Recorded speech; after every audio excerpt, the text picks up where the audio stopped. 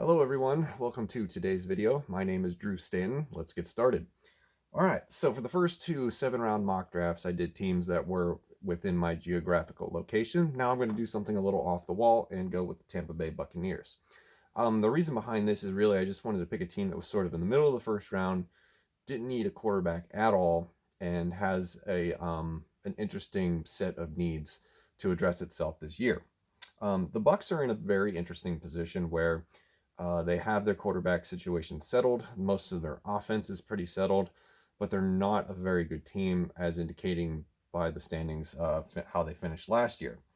But I think this is going to be a good one. I'm actually pretty excited about the results that I got out of this draft, so I'm really excited to share it today with you.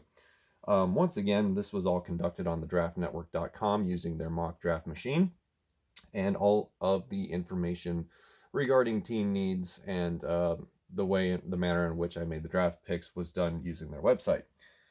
As you can see on the board, they have 7 picks available to them, and going over their team needs, they absolutely need to improve that offensive line. I listed offensive tackle, which is true, and I also could have listed interior offensive line, but I decided to leave it blank for now. They also could use another quarterback. Remember, Jameis Winston is no longer with this team. It is now Tom Brady. Tom Brady is 42 years old. Is it going to be a one and done? Maybe they get 2 out of him. I don't know, but either way, Tom Brady is definitely going into the season a shell of his former self, and I don't have high hopes for him to really put out a career year, if you will. They also could use help on defense, edge rusher, and running back. Couple notes I just wanted to point out real quick that Trent Williams is still available on the trade market as of the recording of this video, so maybe that's something that they're considering. Instead of going for a rookie offensive tackle, they get a one that is looking to be moved off of its current team, and an established one at that. So I think that could be an interesting play. They're also in a position where they could trade down. The middle of the draft, the team picking right after them is the Broncos, the Falcons, and the Cowboys.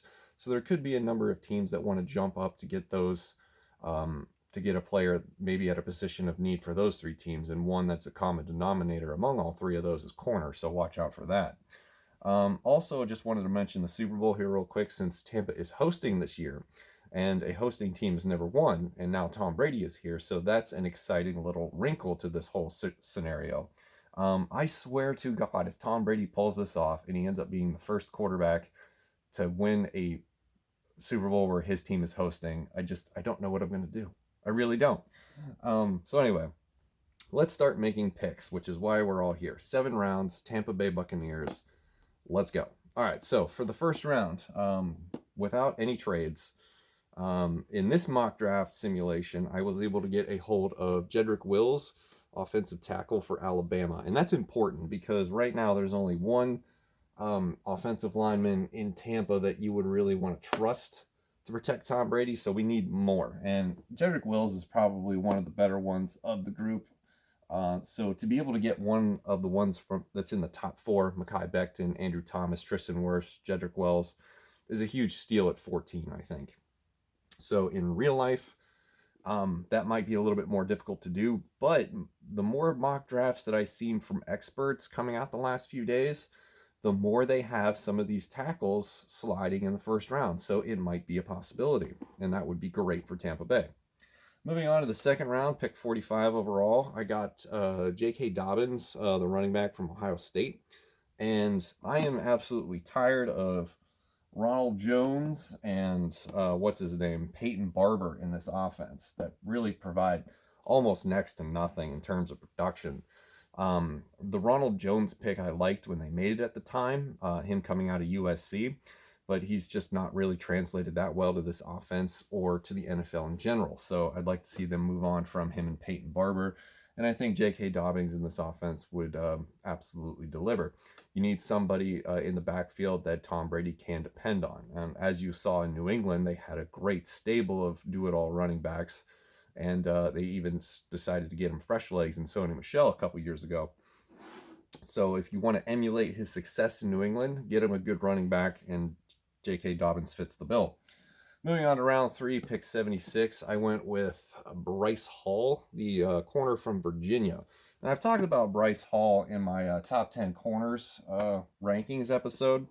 And like I said in that episode, it's unfortunate that the injury he suffered cost him a lot of playing time, because he could have been a first round pick. He could have declared been a first round pick this year, and nobody really would have argued with it. But now there's concern. So it's through no fault of his own. I still think he's a really good player, and somebody is going to get an amazing discount on this guy. And it could wind up being Tampa Bay, and he was available at my spot when it was my turn to pick him. All right, moving on. I don't want to, focus entirely on the offense, which I've done with 2 out of the 3 first picks. So at this point, I decided to get an edge rusher, because after this spot, there really isn't a whole lot of them left. And I went with Kenny Willicks, the edge rusher from Michigan State. And, he's a guy that I was pretty high on early last year in this process, sometime around November, I think. And he's an interesting prospect. I had him as high as the 2nd round at one point and during this whole thing. And he's since fallen since then, but I still think he's a pretty athletic player, and he's going to provide a spark wherever he goes. And I think Tampa would be a good spot for him. All right, moving on, we have the 4th round pick again. Now we're double dipping in the 4th round. So at 193, I decided to take a wide receiver, and I went with Tyler Johnson, wide receiver from Minnesota. You may think that's a little bit of a biased pick, because I'm a Minnesota fan. I don't actually have a favorite college football team that I root for. That's well documented in my inner circle of friends. But, maybe Minnesota is finally sneaking in there, considering that would give me a trifecta of the Vikings, the Wild, and the Golden Gophers. Tyler Johnson I like. The highlight film on him is pretty good. And at this point in the draft, after him, you don't get much more that's as dependable as he is. Maybe Colin Johnson from Texas, but Tyler Johnson, I think, is an absolute steal at this point in the 4th round. Wide receiver group this year is very good, as I've said many times in my content. And Tyler Johnson, good player. He could definitely fill in that wide receiver 3 role, give Tom Brady another weapon. He could sort of be that Adam Humphries that they had a couple years ago. Definitely like the Tyler Johnson addition.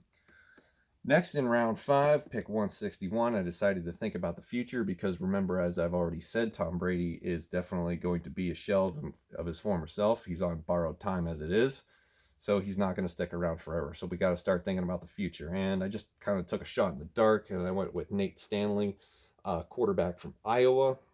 And at this point in the draft, if you're not going to get a quarterback that could play at least next year, you're going to end up with a project quarterback, something like Tyler Huntley or Steve Montez, or there's another one at the end, I think, what was his name, James Morgan from Florida International. You're going to end up with somebody like that who you're not going to be able to count on this year at all. So at least Nate Stanley, in an emergency, he might be able to provide you with something like at the end of the season or something, or just a fill-in game if they happen to be 14-2 and there's no reason for Tom Brady to play the final game. So that's a possibility. All right, and closing out with this round 6 pick, number 194 overall, I decided to go with Tanner Muse, the safety from Clemson. Not your typical single high free safety. He's more of a box safety. He's a versatile athlete, but he's more of somebody that you're going to put in the box to help stop the run, as opposed to letting him cover deep. So I think that'd be an interesting choice. Really one of the best safeties that was left at this point in the draft. And so I decided to go that route. All right, so that's the 7. Actually, I just noticed it's a 6th round mock draft, so I've been lying this whole episode, because they don't have a 7th round pick. But anyway, that's the entire draft for the Tampa Bay Buccaneers. I actually really like this one. This one had Jedrick Wills, J.K. Dobbins, Bryce Hall, Kenny Willicks, Tyler Johnson, Nate Stanley, Tanner Muse. I think I got a lot of areas covered in this draft, and I've got some really good prospects out of this. So if I was a Tampa Bay fan, I'd be pretty freaking happy with this. This is probably the best one I've done so far. All right, so I think next I'll probably do the Minnesota Vikings, unless somebody else has a suggestion. Feel free to leave that in the comments below, and if it's a team that you want, that you like or want me to do, I'll be more than happy to do it. We've still got a lot of time to kill before the draft happens. Thank you very much for watching. Have a good day. I'll see you in the next one.